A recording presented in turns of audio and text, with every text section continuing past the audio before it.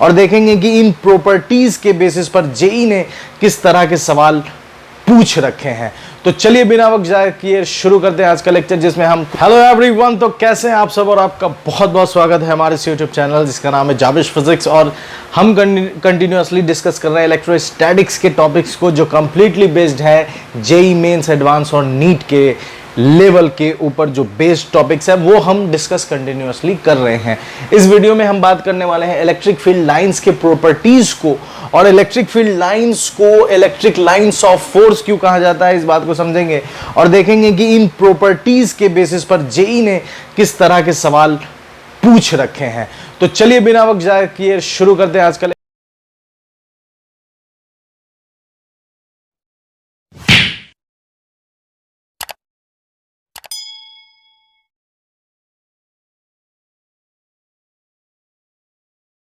कुछ प्रॉपर्टी समझते हैं। सबसे पहले इलेक्ट्रिक फील्ड लाइंस के बारे में, क्यों इलेक्ट्रिक फील्ड लाइंस पढ़ने की ज़रूरत है।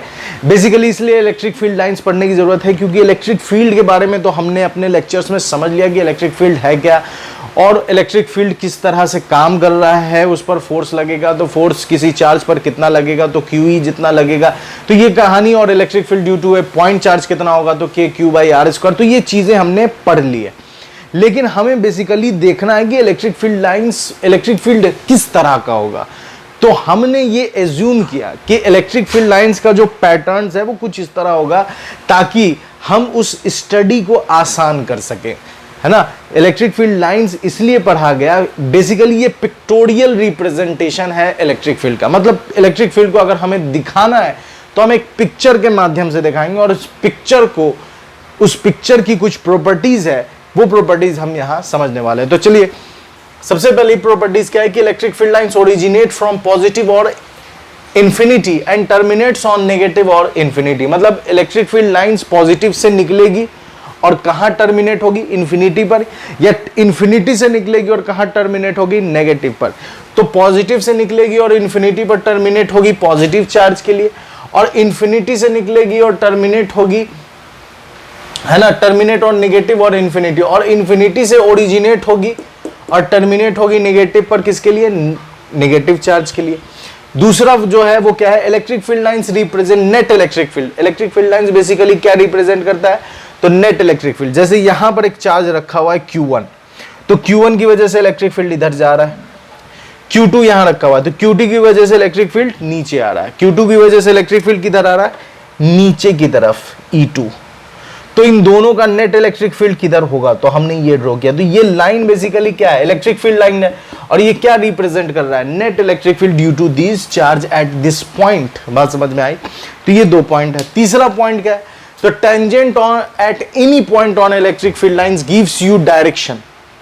तो जो इलेक्ट्रिक फील्ड लाइंस है, उस लाइंस पर अगर हम टेंजेंट ड्रॉ करेंगे तो टेंजेंट हमें क्या देगा, डायरेक्शन देगा। टेंजेंट हमें क्या देगा, डायरेक्शन देगा of E vector. Electric field का डायरेक्शन देगा, एंड फोर्स भी देगा। इलेक्ट्रिक फील्ड लाइंस के साथ साथ इलेक्ट्रिक फील्ड के मैग्नीट्यूड का डायरेक्शन तो देगा, लेकिन फोर्स की भी वैल्यू, क्योंकि QE, force is equal to क्या, QE, तो वो भी देगा। इस वजह से that is why it is known as electric lines of force. तो इलेक्ट्रिक लाइंस ऑफ फोर्स क्यों कहते हैं, इसलिए कहते हैं क्योंकि जो टेंजेंट हम ड्रॉ करेंगे वो टेंजेंट सिर्फ डायरेक्शन ही नहीं, उस डायरेक्शन के साथ साथ हमें मैग्नीट्यूड ऑफ फोर्स भी देता है। इस वजह से, या फोर्स की डायरेक्शन को भी बताता है, इसलिए हम क्या कहेंगे, मैग्नीट्यूड नहीं, मैग्नीट्यूड के लिए तो आपको QE लगाना पड़ेगा। बेसिकली टेंजेंट दो डायरेक्शंस हमें बताता है, एक तो इलेक्ट्रिक फील्ड की और दूसरी फोर्स की। इस वजह से हम फोर्स की भी बताता है, इसलिए हम इसे इलेक्ट्रिक लाइंस ऑफ फोर्स भी कहते हैं। बात समझ में आ रही। उसके बाद क्या है, यहां पर हमने उसे रिप्रेजेंट कर दिया, ये इलेक्ट्रिक फील्ड है, कोई कर्व है, इस पॉइंट से हमने टेंजेंट ड्रॉ किया, ये टेंजेंट फोर्स भी बता रहा है QE। तो tangent direction of electric field as well as force both बता रहा है। उसके बाद कहता है two electric field lines never intersect each other. दो इलेक्ट्रिक फील्ड लाइन कभी आपस में इंटरसेक्ट नहीं होते हैं। क्यों नहीं होते हैं, क्योंकि at the intersection point there are two direction which is not possible.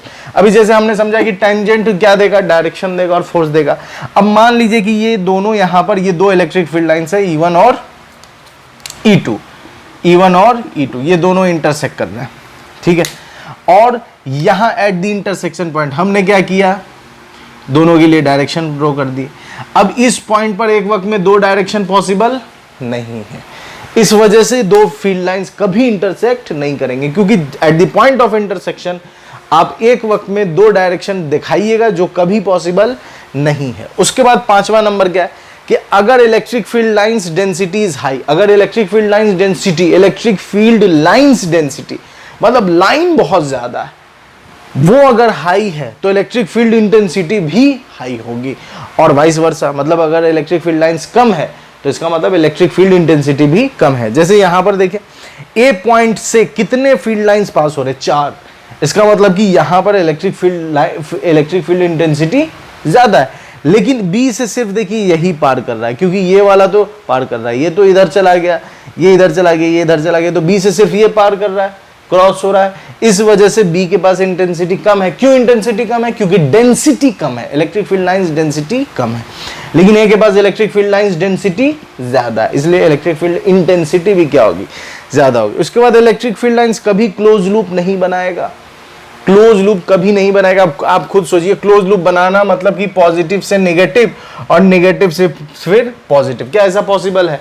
ये ऐसे जाएगा और यहाँ खत्म हो जाएगा, ये ऐसे निकलेगा और यहाँ खत्म हो जाएगा। ध्यान से देखिए, एरो यहाँ से निकला और यहाँ खत्म हो गया, यहाँ से निकला यहाँ खत्म हो गया, तो ये क्लोज लूप कभी नहीं बनाता है, ठीक है, क्योंकि क्लोज लूप के अक्रॉस अगर आप काम भी कीजिएगा तो वर्क डन क्या होगा, 0 होगा। उसके बाद नंबर ऑफ लाइंस ओरिजिनेटिंग और टर्मिनेटिंग, अब कोई चार्ज पार्टिकल है, उस चार्ज पार्टिकल से कितने फील्ड लाइंस निकलेंगे, है ना, कितने फील्ड लाइंस निकलेंगे, वो डायरेक्टली प्रोपोर्शनल है किस पर, मैग्नीट्यूड ऑफ चार्ज पर। बात समझ में आ रही है? कितने इलेक्ट्रिक फील्ड लाइंस ओरिजिनेट होंगे चार्ज से, वो डायरेक्टली प्रोपोर्शनल है किस पर, वो डायरेक्टली प्रोपोर्शनल है किस पर, चार्ज पर। 2 कूलम है तो 2 कूलम जितना इलेक्ट्रिक फील्ड लाइंस ड्रॉ करना है, 10 कूलम है तो 10 कूलम जितना इलेक्ट्रिक फील्ड लाइंस ड्रॉ करेंगे, तो चार्ज का मैग्नीट्यूड जितना होगा उतना ही ज्यादा फील्ड लाइंस होगा, तो डायरेक्टली प्रोपोर्शनल है दोनों। उसके बाद एक पॉइंट और है इसमें कि अगर नंबर ऑफ लाइंस ओरिजिनेटिंग और टर्मिनेटिंग के किसी सरफेस से, नंबर ऑफ लाइंस या electric field lines originating and terminating, originating and terminating normally perpendicularly on the surface, perpendicularly on the surface, ये बात लिख लीजिए आप, on the surface, perpendicularly on the surface, मतलब अगर कोई सरफेस है तो उस सरफेस पर जो फील्ड लाइंस गिरेगा या निकलेगा वो सरफेस पर हमेशा कितना बनाएगा, 90 डिग्री बनाएगा। बात समझ में आ रही है? 90 डिग्री बनाएगा। क्यों 90 डिग्री बनाएगा? अगर वो 30 और 60 ऐसा बनाएगा तो वो इंटरसेक्ट कर जाएगा, जो कि पॉसिबल नहीं है। इसलिए याद रखिएगा, इलेक्ट्रिक फील्ड लाइन जब भी ओरिजिनेट हो या टर्मिनेट हो किसी सरफेस पर, कंडक्टर या इंसुलेटर किसी भी सरफेस पर ओरिजिनेट हो या टर्मिनेट हो, तो वो हमेशा उस सरफेस पर कैसा गिरेगा, परपेंडिकुलरली गिरेगा, नॉर्मली गिरेगा। बात समझ में आ रही है?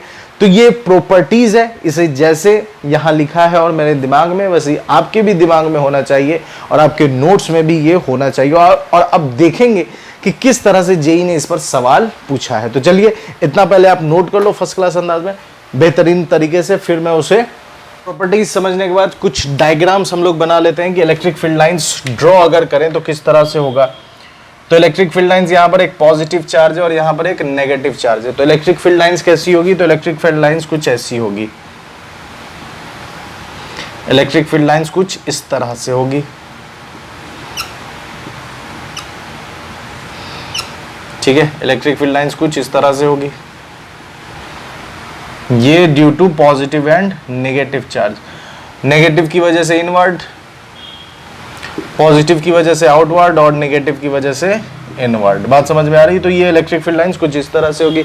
अगर मान लीजिए कि एक पॉजिटिव चार्ज है और एक, दोनों ही पॉजिटिव चार्ज है, तो इलेक्ट्रिक फील्ड लाइंस किस तरह से होगी, अगर दोनों सेम है तो बीच में न्यूट्रल पॉइंट होगा, दोनों चार्ज अगर सेम है तो बीच में न्यूट्रल पॉइंट होगा और कुछ इस तरह से मकड़ी बना दो, मकड़ी का जाला बना दो,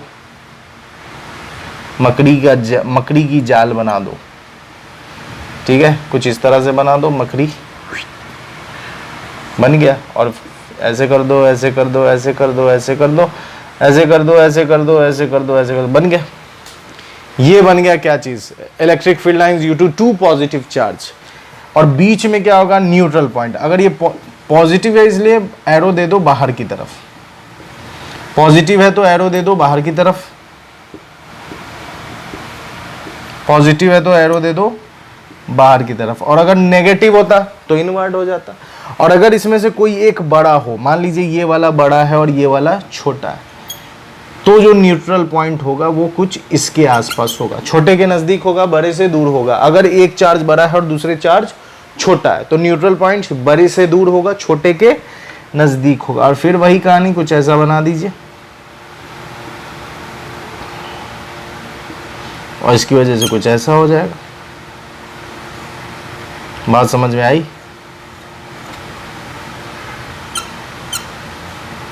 ये कुछ कहानी है इलेक्ट्रिक फील्ड लाइंस की। बात समझ में आ रही है? तो इलेक्ट्रिक फील्ड लाइंस, और अगर पैरेलल प्लेन शीट हुए तो इलेक्ट्रिक फील्ड लाइंस भी पैरेलल होगा। मतलब एक प्लेन शीट है तो इलेक्ट्रिक फील्ड लाइंस भी कुछ इस तरह से होगा। अब जेई में क्वेश्चन देखिए, जेई का सवाल पूछा गया, कहता है 3 same charges are placed on an equilateral triangle. 3 equal charge को प्लेस किया गया है इक्विलेटरल ट्रायंगल पर। अब वो बताना है डायग्राम फील्ड लाइंस का क्या होगा। तो सबसे पहले ये तो होगा नहीं सर, क्यों नहीं होगा? क्लोज लूप बना रहा है ना, मैंने बताया क्लोज लूप फॉर्म नहीं करता है। ध्यान से देखिए, क्लोज लूप के लिए क्या कंडीशन है कि ऐसे जाए और ऐसे आए। तो ऐसे ऐसे अगर जाएगा तब तो, अगर ऐसे गया तो ठीक है, इसको फॉलो अपना कि पॉजिटिव से निकलता है नेगेटिव पे खत्म होता है, लेकिन इसके लिए नेगेटिव से निकल रहा है तभी तो क्लोज लूप बनेगा। लेकिन ऐसा नहीं है, नेगेटिव से निकलता नहीं है, तो क्लोज लूप कभी फॉर्म नहीं करता है इलेक्ट्रिक फील्ड लाइंस, है ना, इलेक्ट्रिक फील्ड लाइंस। और इसी पर टेंजेंट वाली बात भी इसी पर रिकॉल कर लीजिए। अगर मुझे यहाँ निकालना तो ये मैंने टेंजेंट ड्रॉ कर दिया, तो ये फोर्स भी बताएगा और इलेक्ट्रिक फील्ड का डायरेक्शन भी। तो यहाँ भी क्लोज लूप बना रहा है, ये क्लोज लूप बना रहा है, ये तो हुआ नहीं, ये भी क्लोज लूप बना रहा है, ऐसे गया ऐसे गया ऐसे गया, ये भी क्लोज लूप बना रहा है। और इक्वल चार्ज, ठीक है, सेम चार्ज है, सेम एक ही जैसा। तो मान लीजिए ये अगर पॉजिटिव होगा तो ये भी पॉजिटिव होगा, ये भी पॉजिटिव, तो ये पॉसिबल है क्या कि पॉजिटिव से निकल के पॉजिटिव पे खत्म हो? पॉसिबल नहीं है, तो ये भी नहीं है। दूसरी चीज देखिए, ये थोड़ा तो ठीक लग रहा है लेकिन बीच में इसने क्लोज लूप बना दिया, तो ये भी नहीं होगा। डी नंबर देखिए, डी नंबर कुछ ऐसा है, यहां से गया यहां से गया, कुछ इस तरह का, मतलब ये पॉजिटिव चार्ज, ये भी पॉजिटिव चार्ज, ये भी पॉजिटिव चार्ज। तो इलेक्ट्रिक फील्ड लाइंस ऐसे ऐसे ऐसे ऐसे ऐसे ऐसे, ओ यस, तो ये इसका करेक्ट आंसर है। जेई में ये सवाल पूछा गया। बात समझ में आ रही है कि positive, 3 positive charge same charge रखे हुए हैं इक्विलेटरल पर, तो इलेक्ट्रिक फील्ड लाइंस, तो इसका सही जवाब क्या हो जाएगा? D number. अब यहाँ पर एक मल्टीपल करेक्ट क्वेश्चन पूछा गया है जेई एडवांस या मेंस, ऐसे ही जेई में पूछा गया। ध्यान से देखिए, कहता है कि मॉडुलस ऑफ Q1 कौन बड़ा होगा, ये कौन बड़ा होगा। पहले आप इसका स्क्रीनशॉट लो, ठीक है। स्क्रीनशॉट लेने के बाद, क्योंकि मैं यहाँ पर मिटा दूंगा इसे, ठीक है, इसे मैंने मिटा दिया। चलिए, अब इतने से ही हो जाना चाहिए, पूरा मिटा दो यार, क्या दिक्कत है, ठीक है। ध्यान से देखिए, अब सवाल कहता है ये फील्ड, ये फिगर दिया गया है जेई में, ये फिगर दिया गया और पूछा गया मल्टीपल करेक्ट आंसर कि मॉडुलस ऑफ Q1, मतलब Q1 बड़ा है या Q2 छोटा है, या Q1 छोटा है Q2 बड़ा है। Electric field right of the Q2 के राइट साइड में 0 होगा। Electric field left of the Q1 के लेफ्ट साइड में 0 होगा। इस 4 में से कौन से ऑप्शन सही हैं, मल्टीपल करेक्ट है। तो सबसे पहली चीज लॉजिक लगाइए। मैंने आपको फील्ड लाइंस की प्रॉपर्टीज बताई, उस फील्ड लाइन के प्रॉपर्टीज में मैंने क्या बताया, लाइट कट गई,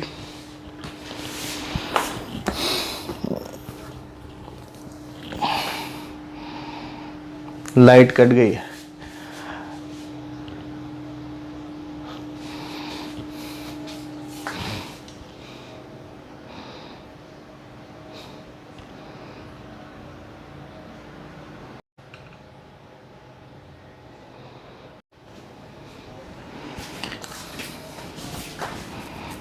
ठीक है, रात के बज रहे हैं 1:17, ठीक है, और सडन लाइट कट गई है, तो मुझे मोबाइल के फ्लैश में बनाना पड़ रहा है, ठीक है। तो मैं ये बोल रहा था कि मैंने प्रॉपर्टीज आपको बताया। प्रॉपर्टीज क्या कहता है, मेरी आंखों पर रोशनी पड़ रही है, खैर कोई बात नहीं। प्रॉपर्टीज क्या कहता है, प्रॉपर्टीज कहता है कि जितनी लाइंस इंटेंसिटी ज्यादा होगी, मतलब कि डेंसिटी लाइंस की इलेक्ट्रिक फील्ड लाइंस की डेंसिटी जितनी ज्यादा होगी उतना ज्यादा इलेक्ट्रिक फील्ड होगा, इंटेंसिटी उतनी ज्यादा होगी। तो यहां पर देखें, यहां पर कितना, 1 2 3 4 5 6 7, यहां पर 7 फील्ड लाइंस है। इस पॉइंट पर देखें कितना है, तो 1 2 3 4 5 6 7 8, ठीक है, 1 2 3 4 5 6 7 8 9 है। तो जाहिर सी बात है इसके पास ज्यादा है, तो इसके पास इलेक्ट्रिक फील्ड लाइंस ज्यादा है, तो Q1 के पास इंटेंसिटी ज्यादा होगी और Q2 की इंटेंसिटी कम होगी। और तो पहला आंसर ए नंबर ऑप्शन सही है, ए नंबर ऑप्शन सही है। दूसरा ऑप्शन क्या कहता है, दूसरा ऑप्शन देखिए, अब चूंकि ये छोटा है तो Q2 छोटा है, तो इसके यहां पर ये छोटा है, यहां पर मान लीजिए -Q, यहां पर +Q है, ये Q1 है और ये Q2, तो यहां पर इलेक्ट्रिक फील्ड इधर, लेकिन यहां पर इलेक्ट्रिक फील्ड इधर होगा और ये वाले पॉइंट पर इलेक्ट्रिक फील्ड क्या होगा, 0 होगा। क्यों 0 होगा, क्योंकि ये छोटा है, Q2 क्या है, छोटा है और Q1 बड़ा है। तो Q1 के नजदीक एक पॉइंट पर और Q1 के दूर, तो Q1 बड़ा है और Q2 छोटा है, इस वजह से इस पॉइंट पर भी इलेक्ट्रिक फील्ड क्या होगी, 0 होगी। तो इलेक्ट्रिक फील्ड 0 होगी तो क्या हो जाएगा, electric field 0 right of the Q2 और इलेक्ट्रिक फील्ड 0 लेफ्ट ऑफ, तो इसका आंसर हो जाएगा C, electric field is equal to 0 right of the Q2। बात समझ में आ रही है। तो ये जेई में पूछा गया क्वेश्चन है, ठीक है। उम्मीद करता हूं कि लाइट के स्कार्सिटी में भी ये मैंने बताया तो आपको अच्छे से समझ में आया होगा, और बेसिक अगर आप दिमाग लगाओगे तो भी आप इसे समझ सकते हो, ठीक है। तो मेरे साथ बने रहने के लिए बहुत बहुत शुक्रिया। और इसके बाद हम लोग पढ़ने वाले हैं इलेक्ट्रोस्टैटिक इक्विपोटेंशियल सर्फेसेस, जो यहाँ डिस्प्ले हो रहा है, तो आप जाकर देख सकते हैं और अपने नॉलेज को बढ़ा सकते हैं। मेरे साथ बने रहने के लिए बहुत बहुत शुक्रिया। अपना ख्याल रखें। Goodbye and thank you so much.